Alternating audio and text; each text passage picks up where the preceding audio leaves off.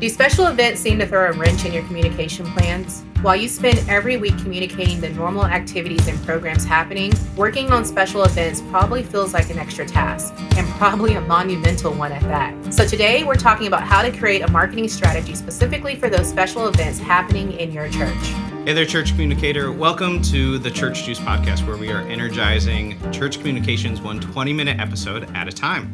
Whatever your title or role is at your church, this show gives you the communication, marketing, tools, resources, and even community that you need to be successful.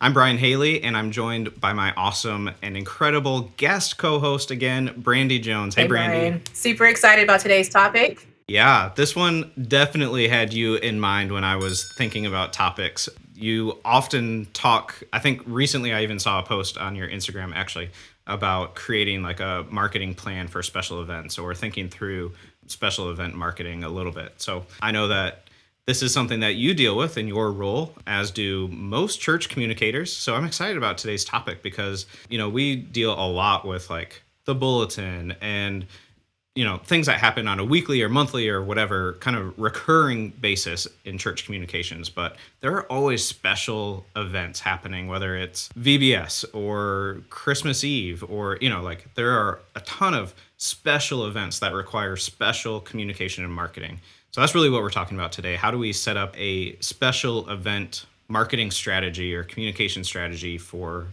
churches, for the things that happen throughout the year that we don't really, it's not really worked into like our regular rhythms, things like that. So yeah, welcome back to the show. Thanks for being my guest co-host again. I really just appreciate you taking the time, appreciate you speaking into this topic too, because I do see you as such an expert in this area. So thank you. Yeah, no problem.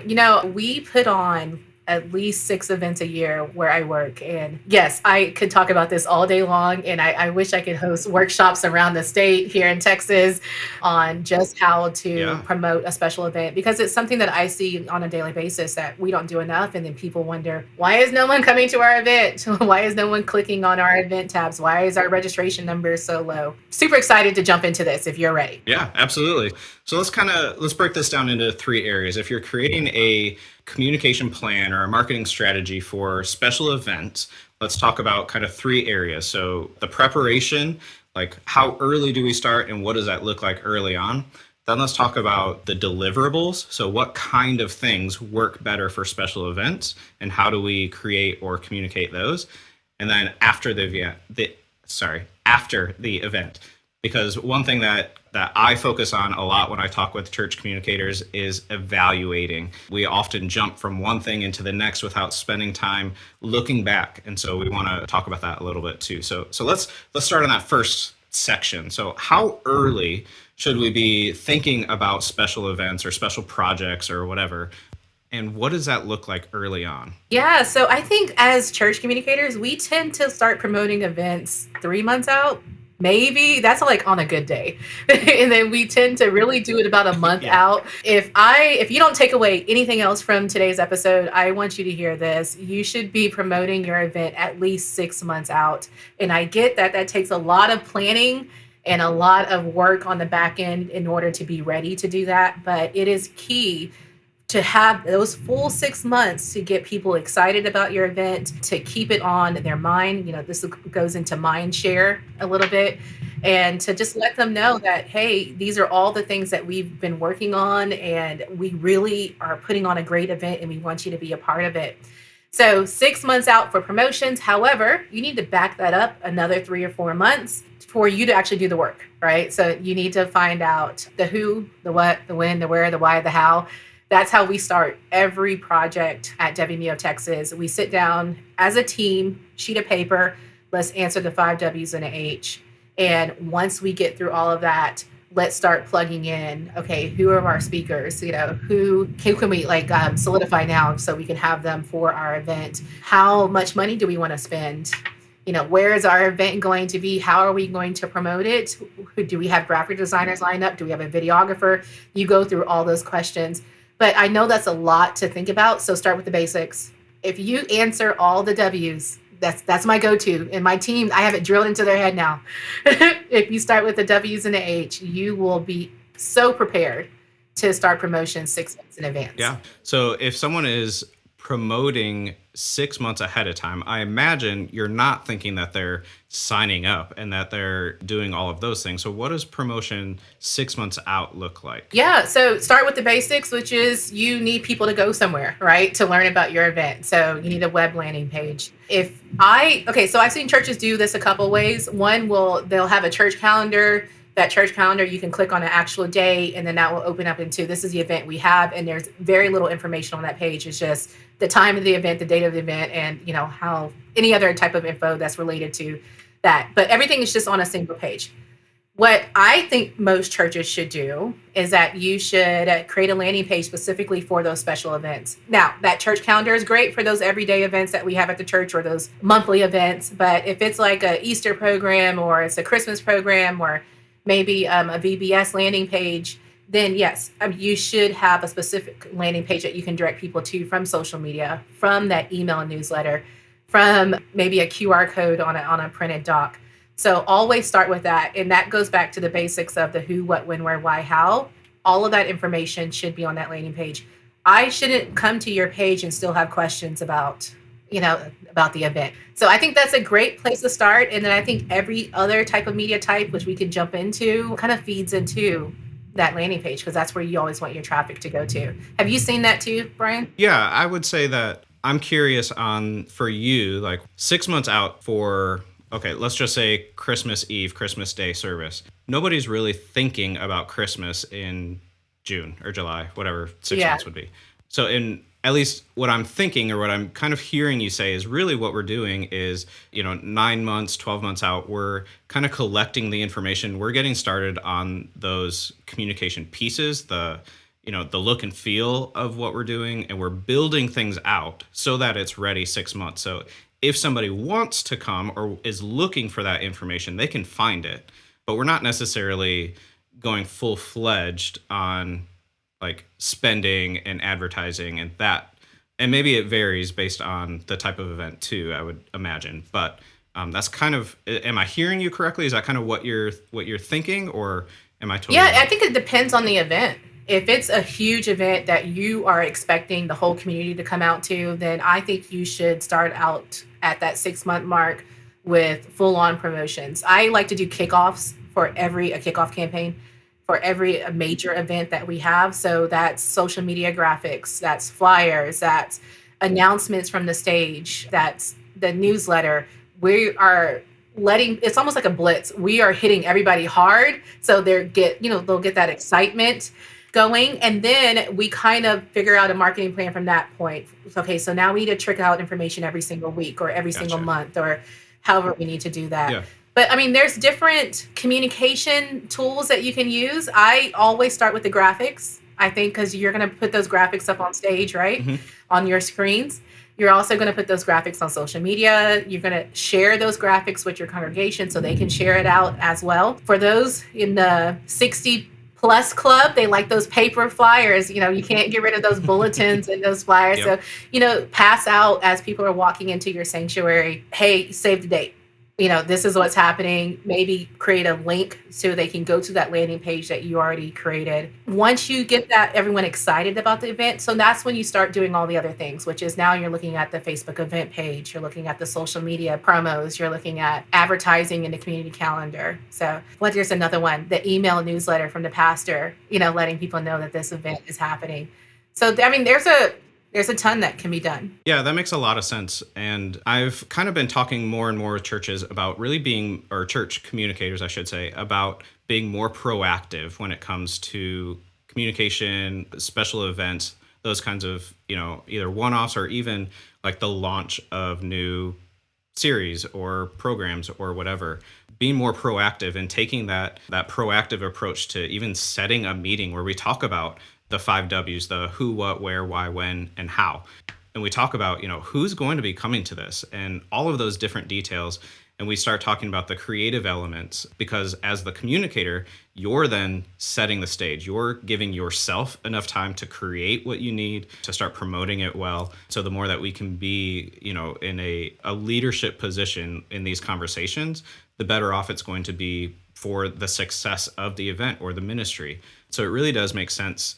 If you know something is happening next year, to write it down and start meeting about it. And I can hear communicators telling me that they don't know what's happening next week until Thursday. And so, trying to think ahead about what's happening next fall or next spring or next summer is kind of difficult to think about or to do. But I would guess that there are events that happen every year, special events. And so the more that you can plan ahead and control the timeline and those conversations, the more helpful that is for you.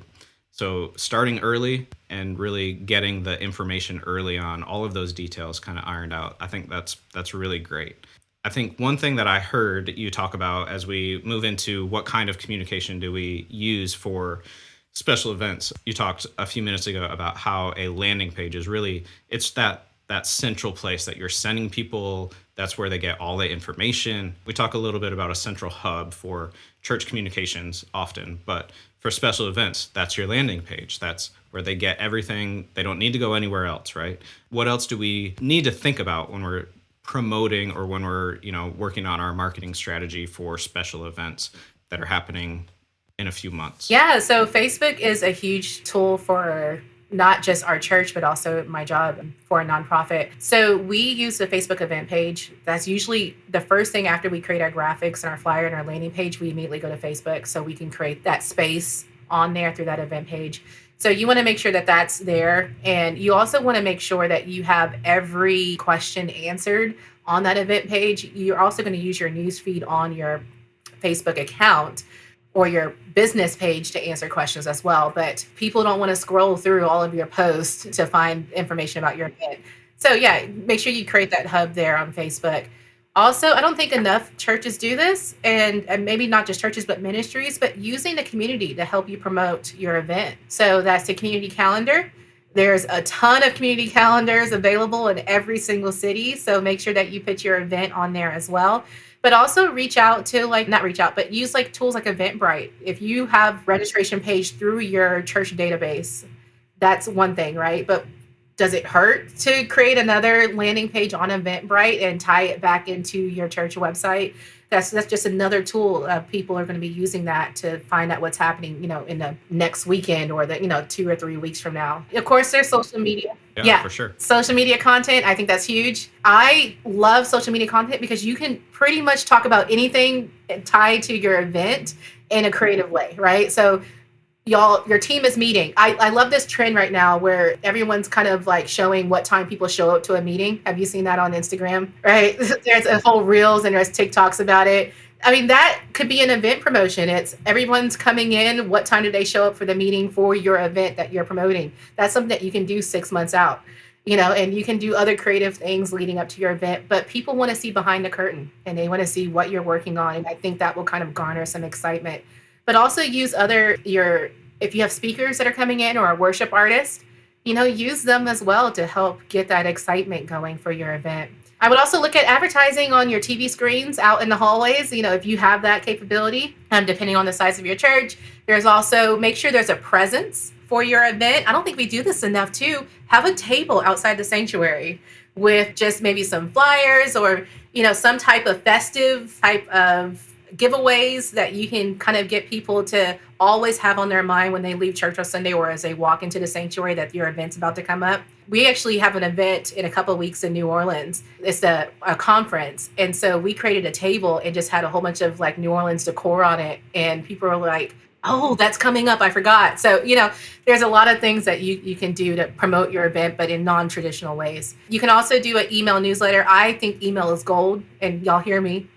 Email is so much more important than social media. People actually read emails. They don't necessarily read the social media posts. So definitely try those out. And then there's texting. I think you could maybe 3 months out, one text a month, kind of getting people to click on your landing page. And then maybe as you lead up to the week of your event, start sending out those more frequent reminders. So I went through a whole list, Brian. I know that was a lot, but there's a ton of things. You did. It's awesome. Yeah, I would say that there's a few things that I just want to touch on. When you go back and you look and you're doing the planning and you're going through especially the who is coming to your event, if you have a communication strategy, then you have personas in place. You have maybe tiers of how you're communicating. So you can decide what are the best avenues to reach this target audience and how do we do that well? What tools do we use for our regular communication that we can employ here? But one thing that you touched on was non-traditional ways of marketing the event, like the table in the lobby. The more that you can just draw attention, stop people from I guess ignoring the everyday. If you're walking through the lobby at your church, you get blind to the things that are in there because it's always pretty much the same, right? There's a rack of flyers, there's a desk with stuff on it.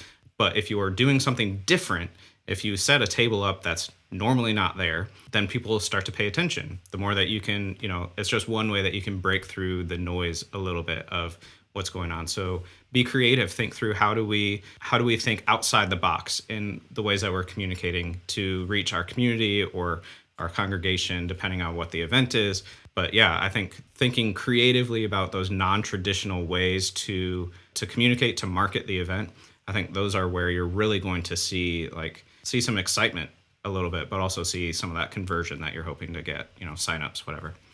I think these are all great ways of communicating regularly too. So that's really what you're doing is you're implementing this into your overall communication strategy and making it a part of that, which is both content for you as the social media or communication person, right? So that's always good to have content readily available, but also something that you're not recreating or just creating from scratch. You are actually working into your already existing systems too. So that's always helpful. So that's all leading up to the event, going through the event, getting people to sign up, getting people in the community to hear about your event. Your event happens.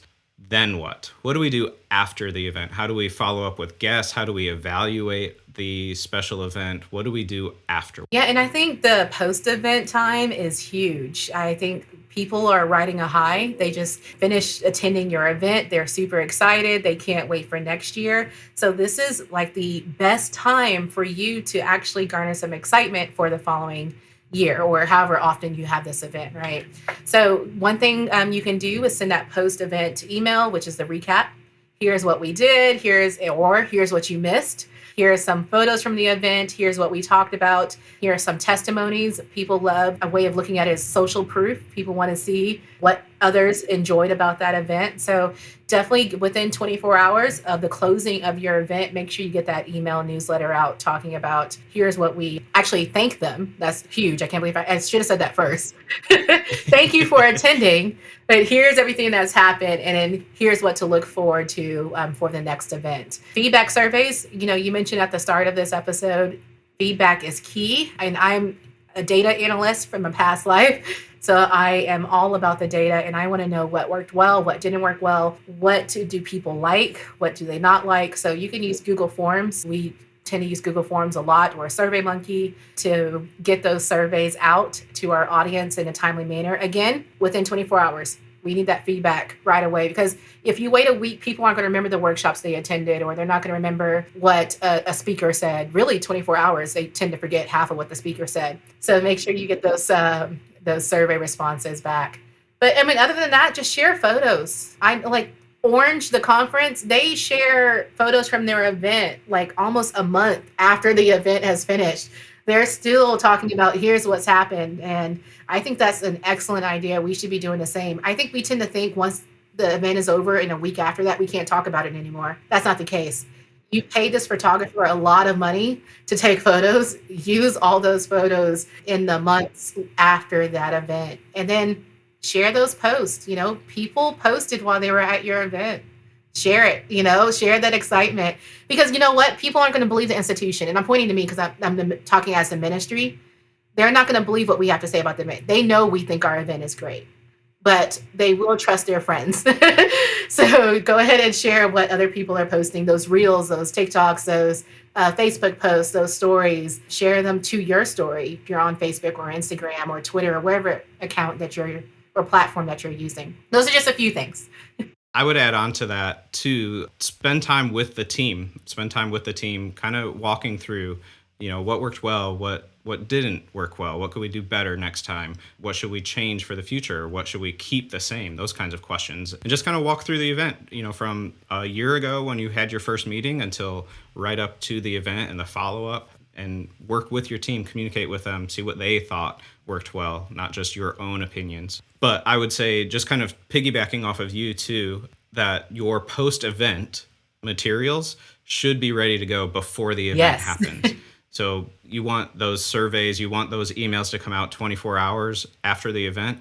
You need to be doing it a week before and schedule it, right? Because you're not thinking about that, or you're not, the day of the event, the day after the event, you're ready to be done with it probably. So so do that ahead of time.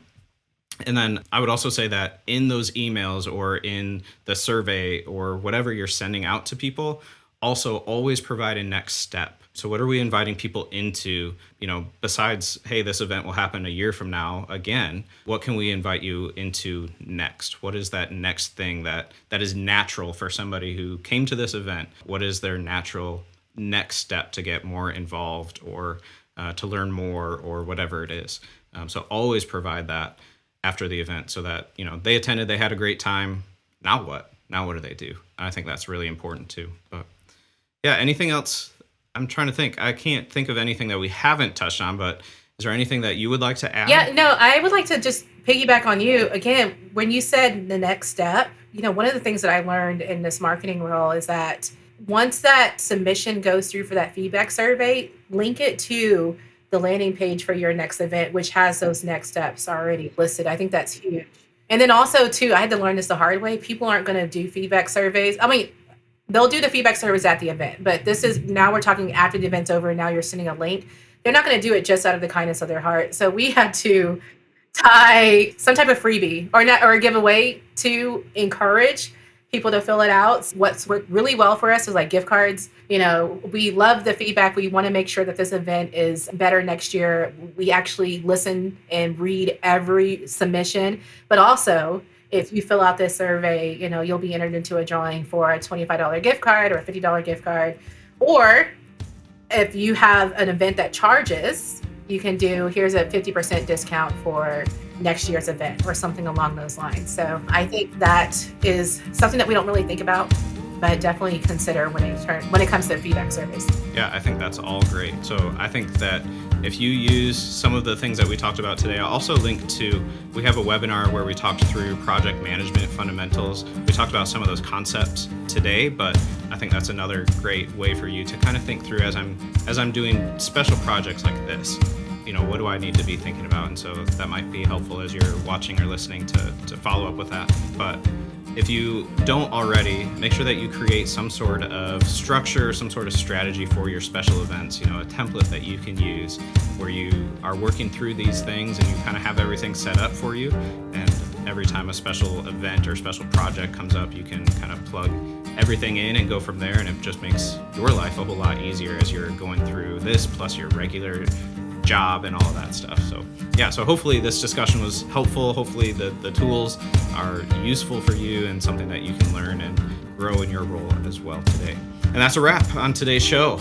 If you got something to add to the discussion, I would love to see your comments below the video. And if you haven't already, make sure that you subscribe, turn on notifications. That way you won't miss any future episodes. And you'll also find in the description to today's video the links that I was just talking about and more information about Church Juice. So subscribe, turn on notifications. We'd love to have you part of the community. On behalf of Church Juice and everyone at Reframe Ministries, thanks for watching and see you next week.